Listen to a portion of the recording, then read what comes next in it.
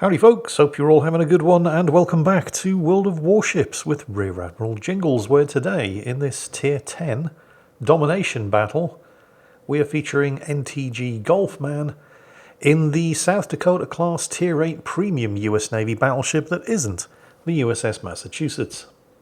Yes, it's the USS Alabama, the red-headed stepchild of the Tier 8 premium US Navy battleships, and I'm not entirely sure why, because it's not a bad ship. It's got a lot in common with the Massachusetts, and the North Carolina for that matter. They all have exactly the same guns. The Massachusetts is obviously way more popular because of its just ridiculously good secondaries, something that the Alabama does not have. But when you compare it to a tech tree counterpart at Tier 8, the USS North Carolina, which by the way is not a South Dakota class battleship, as is the Alabama and the Massachusetts, it's a North Carolina class battleship. It was the lead ship in its own class of two, the North Carolina and the Washington. And when you compare the South Dakotas to the North Carolinas, there are many similarities. Visually, they look very, very similar, and they do have exactly the same number and type of guns. Both classes of ship were designed to the same standard treaty limitations of 35,000 tons, but because the South Dakotas were designed and built after the North Carolinas, they were a little more compact and they were better protected. And in-game, that's kind of represented, not so much by the armour scheme, but by the torpedo damage reduction. USS North Carolina has 19%. USS Alabama has 49%. USS Massachusetts, a sister ship, is not much worse with 46%. And because they are a slightly more compact type of battleship, they also get increased rudder shift over the North Carolina, resulting in a tighter turning circle, which Golfman here is going to be demonstrating and putting to very good use later on in this battle. Effectively, it means that the South Dakotas are just way better at dealing with enemy destroyers or light cruisers than the North Carolinas, because they're better able to dodge incoming torpedoes thanks to the better rudder shift and tighter turning circle, and they're more able to deal with the damage inflicted by torpedoes that get through because of the vastly increased torpedo damage reduction. And then, of course, if you're in the Massachusetts, you've got those amazing secondaries that just shred any destroyer dumb enough or unlucky enough to get spotted within 10 kilometers of you. The Alabama, however, doesn't have that. Now, this is a kind of a slow battle at start, and most of the drama is going to be taking place in chat.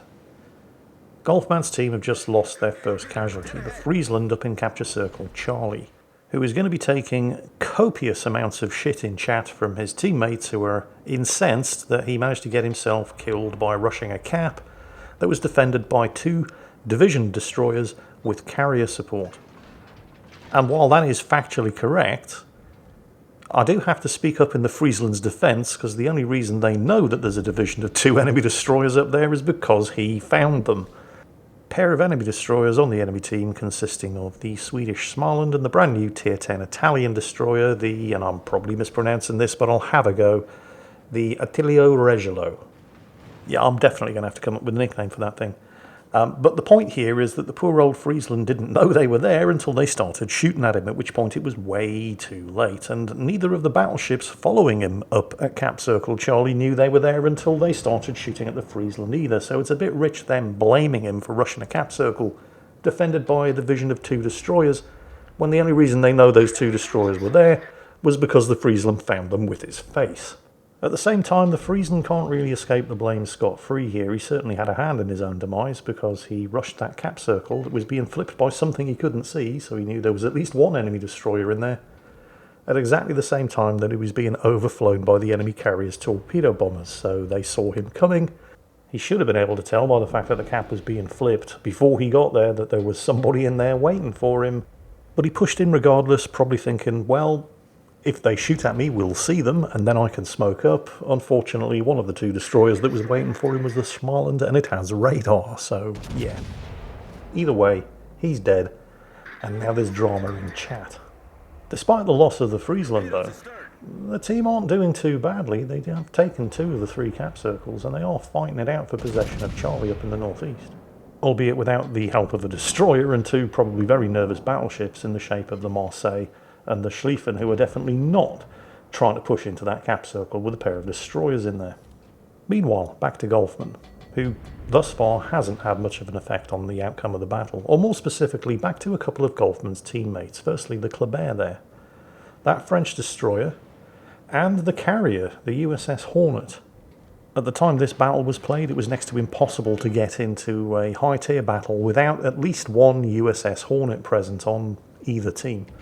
It's a premium carrier, and its gimmick is that, like the actual USS Hornet, which launched the famous Doolittle raid on Japan by flying off B-25 Mitchell medium bombers from its flight deck, in retaliation for the Pearl Harbor attack, it, in-game, comes with a flight of B-25 Mitchell medium bombers, which are capable of dropping a stupid number of high-explosive bombs, which are actually pretty effective against destroyers, because it's next to impossible for destroyers to avoid taking at least one hit. And the bombs do a lot of damage. A destroyer taking a hit from one of the Hornet's high-explosive bombs can expect to take about 2,500 damage. And that's just one bomb hit, and I think they drop 24. So yeah, they're pretty nasty. But that Hornet and the Kleber, along with Golfman himself, even though he hasn't had much of a performance thus far, are going to be instrumental in deciding the outcome of this battle. Which, if you stop to think about it for a second, is pretty impressive, given that of the three of them, two are tier 8, and only one's tier 10, and this is obviously a tier 10 battle. So, Golfman in the good old Alibami, still trying to make his mark on this battle. And if you've been watching him shooting, you could be forgiven for thinking that he's not hitting anything, because he's been giving way too much lead on targets that he's shooting at a distance with these 45 caliber 16-inch guns, but that's not actually the case. His aim has actually been pretty much on point. He's just been unlucky with his guns, at least thus far. You do have to give a lot of lead, more lead than you might be used to with these guns, and it's because of the... well, there are two factors. First, super heavy armor piercing shells, which you start getting on American battleships armed with 16-inch guns, roughly tier 8 and up. These are seriously heavy shells, and because these guns are only 45 calibers long, I'll explain what that means in a moment, they don't travel very quickly through the air. Right? They have a relatively low muzzle velocity, but they retain their inertia and momentum because of the extreme mass of the shells, which means when they do arrive at the target, they tend to hit like trucks. Oh shit, that's a Kremlin. He was nicely angled though. That could have hurt a lot more than it did. Okay, things are starting to heat up for the moment. We'll continue the discussion about the difference in effective punching power between battleships armed with 45 caliber versus battleships armed with 50 caliber guns in a moment. I think it's about time he actually scored a decent hit with these shells though. It's not through lack of trying. Oh, that's better. That wasn't bad actually. Nice beefy 10,000 chunk of AP damage against the North Carolina. He absolutely cannot show even the slightest hint of broadside to the Kremlin. Actually, he might be able to get away with it because the Kremlin's guns are not pointing at him. Although the Kremlin is angled, so yeah, switching fire to the Lepanto there, presenting a much, much better target. Definitely the right thing to do. Escape taking serious damage from the return volley from the North Carolina on the far side of the island, but the casualties are starting to rack up here. So he is managing to get away with turning around in front of the Kremlin because the Kremlin isn't looking at him. But those impacts that you can see there are the secondary gun batteries of the Tirpitz on his other side. So he's in a really, really bad position here. There is some good news though, because even though he didn't know the Schmaland was there, turning around and going back in towards the Kremlin meant that he avoided all of the Schmaland's torpedoes, although he can't avoid all of the Schmaland's high explosive shells, which have set a double fire. And he is losing health at a frightening rate, but the Kremlin, while he's managed to take care of the Borodino, and he is in a Kremlin, he doesn't have nearly the amount of respect that he should have for American 16-inch super heavy armor piercing at that kind of range. Meanwhile, the Tirpitz blinkers on, completely oblivious to anything, including NTG Golfman, who he could probably very easily have sunk with his 15-inch guns at that kind of range, but completely focused instead on the carrier. And we get an extremely rare sighting of a Forest Sherman getting its torpedoes away. Not that there's anything wrong with the torpedoes, they're gearing torpedoes, it's just the Sherman's launchers completely suck. And the Tirpitz, oblivious to everything other than the carrier in front of him, was never going to survive American 16-inch super heavy armor piercing shells at that kind of range, and he becomes NTG Golfman's second victim. Meanwhile, the enemy team have managed to flip Cap Circles Alpha and Bravo, although thanks to the Hipper class heavy cruiser up to the northeast, Golfman's team have taken control of Charlie. And he is not the only tier 8 battleship armed with 16-inch guns down here. There's a Lenin with him, who still has almost all of his health. There's the North Carolina. The North Carolina completely failing to respect the amount of damage these guns can do to a broadside battleship is going to be a common theme recurring throughout the rest of this battle. For now, however, all we can do is watch in abject horror as the Lenin threads the needle between two sets of destroyers while pushing north through a narrow channel for no good reason that I can see, which completely restricts his ability to manoeuvre and thus avoid the massed volleys of torpedoes fired in his direction. The North Carolina, meanwhile, the Lenin sunk. We knew that was going to happen. Just watch this North Carolina. You could argue that he got away with that. I mean, he took a chunk of damage. It should have been way more. I don't know if that emboldened the North Carolina to continue giving flat broadside to Golfman's guns. I mean, he shouldn't have any excuse here. He should know exactly what these guns are capable of doing because they're exactly the same guns that he has. And yet, dude, you keep doing that, Golfman will keep punishing you. I don't know if he's thinking, I need to keep going and make it into cover behind the island to the left there, but dude, how many times is your broadside going to get paddled before you get there? The North Carolina does not deserve to survive this. And honestly, Golfman got really unlucky that he didn't completely destroy this guy before he did make it into cover. And all it cost the North Carolina was a mere 40,000 health. But now Golfman has a threat to the rear. The Des Moines is feeling brave. Possibly a little more brave than is strictly justified, but then again, look at the minimap. Golfman is all but surrounded, and this Des Moines can do serious damage to him when he comes around the corner. But Golfman sees him coming. And he's armed with 16-inch shells, which can overmatch the Des Moines' 27mm bow armour, which means he can citadel the Des Moines from the front. And at this range, he's not going to miss. Help! Didn't finish him. Kleber, request granted. He's taken fire from the Lepanto, but not the North Carolina, because the North Carolina's on the wrong side of an island. And it's here where you get to see an Alabama doing something that the North Carolina would not possibly have been able to do, because the Alabama has a tighter turning circle and a better rudder shift. And now he's got two of his turrets, not all of them. The B turret can't fire because his own superstructure's in the way, but he's got two turrets ready to give the Lepanto all kinds of problems. Again, he was very unlucky that he didn't do more damage than he did there, but the Lepanto, realising that he's in the shit, keeps up the barrage of semi-armour piercing, which is doing a lot of damage, and reverses back into the line of fire of all three of his gun turrets, and gets paddled appropriately. It's only now, after he's received the spanking of a lifetime, that the Lepanto remembers, oh, hang on, I've got a smoke screen.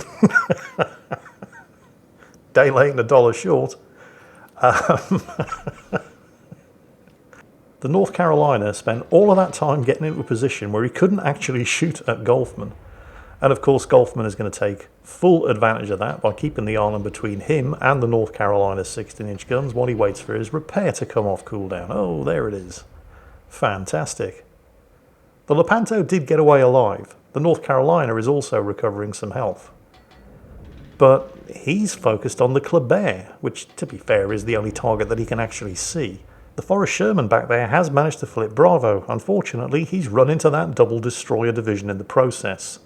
So he's down, but he did manage to take the Rajolo with him. So that was a fair trade. The enemy team are still in possession of two of these capture circles, however. It would have been three if it wasn't for the Forrest Sherman. But Golfman is right next, to the Alpha capture circle. The North Carolina, of course, is absolutely nowhere near it. He tries to get some shots over the island, and some of them do make it. How much damage are they going to do? Oh, unlucky. A ricochet. So, what's more important now? Sinking the North Carolina or flipping this cap? Well, there's no reason why you can't do both. Although that island is going to be a problem. Don't know how many shots are going to make it over. And the further the North Carolina travels in that direction, the more difficult it's going to be because the land is rising. Despite the fact that, as an Alabama, he's got a better chance of lofting a shot over the island than he would if he was in an Iowa, which actually isn't a bad cue to come back to that discussion about barrel length measured in gun calibers. And while he is keen to get some shots on that North Carolina, who's still focused on the Kleber who's harassing him, he's not going to do it at the expense of sacrificing his capture progress, which would happen if the middle of the ship edged out of the capture circle. So he's basically getting up there as far as he can to ensure that he gets shots on the North Carolina the second it becomes practical without giving up the capture process. But yeah, the Massachusetts, the Alabama, and the North Carolina are all armed with 16-inch Mark 6 45 caliber guns, and the 45 caliber refers to the barrel length. You take the caliber of the guns, 16 inches, you multiply it by 45, and that gives you the barrel length. Bye-bye, North Carolina. How can you possibly have forgotten that Golfman was here? Oh, I don't know. That means that these ships have a barrel length of 720 inches. But the Iowas, for example, have 50 caliber barrels, which means they have barrel lengths of 800 inches. But while they both fire the same super heavy armor piercing ammunition, it's that difference in barrel length that accounts for the difference in shell velocity and the different ballistic arcs. But they are both firing super heavy ammunition, so even the Iowas with increased barrel length still only have, I think, 765 meters per second muzzle velocity, which isn't fantastic, but it's still better than you get on the Alabama, the Massachusetts, and the North Carolina that barely managed to scrape 700 meters per second muzzle velocity, which is why you have to give so much lead in these things. Now, there are some shots out there against the Schmaland, who, despite the best efforts of the Forrest Sherman, has managed to reflip Capture Circle Bravo. Golfman actually managed to score a hit there, as the Schmaland saw the carrier coming around the corner, or probably more accurately saw the carrier's B-25 Mitchell bombers coming around the corner and tried to back up into cover. Unfortunately for him, that left him a sit and duck for the carrier's bombers, and the second that Kleber comes around the corner of the island to the south, he is definitely going to finish him off. Note, yeah, he's been spotted. He's dead. Yeah, the Kleber got him, obviously. Golfman flipped Alpha earlier. The Kleber is busy flipping Bravo, and the Hornet is about to start flipping Charlie. There's just the Lepanto left. But, with no further points coming in, and only 2 minutes of this battle remaining, the Lepanto must sink something in order to win. Which is why the Kleber is very wisely not shooting at him, because he knows he needs to finish flipping that central cap before he exercises his itchy trigger finger. Thank God these three were the last ones left alive on the team, because they've been doing everything right, all three of them. In any other battle, you can guarantee the destroyer would have gone charging headlong for the battleship that he didn't actually need to sink in order to win the game, when flipping the cap was absolutely the smartest and safest thing to do. Once you've flipped that cap, and he has now, you can go for the kill. The Lepanto's popped what is probably his last charge of high-speed smoke, which means he's not going to see the Hornet's torpedoes coming. At least, no, 2 of which have scored hits. I have no idea how the Lepanto is still afloat. But more importantly, inside that smoke screen, he's not going to see the Kleber coming. And when the Kleber is charging you, it closes the distance real fast. And the Kleber has enough health that even if he does get spotted on this torpedo charge, he can probably survive the opening salvo from the Lepanto, and 1 salvo is all the Lepanto is going to get, because even if he does kill the Kleber, and he had his chance and he blew it, there's no way he's going to survive repeated salvos like this from Golfman, continued air attacks from the Hornet, and the Kleber held fire with his guns just so he could get maximum style points and finish the Lepanto off with his torpedoes. NTG Golfman racking up not far short of 218,000 damage in a Tier 10 battle in the often overlooked but actually not that bad at all Tier 8 premium US Navy battleship, the South Dakota class USS Alabama. Hope you enjoyed today's video, and as always, take care, stay safe, and I'll catch you next time.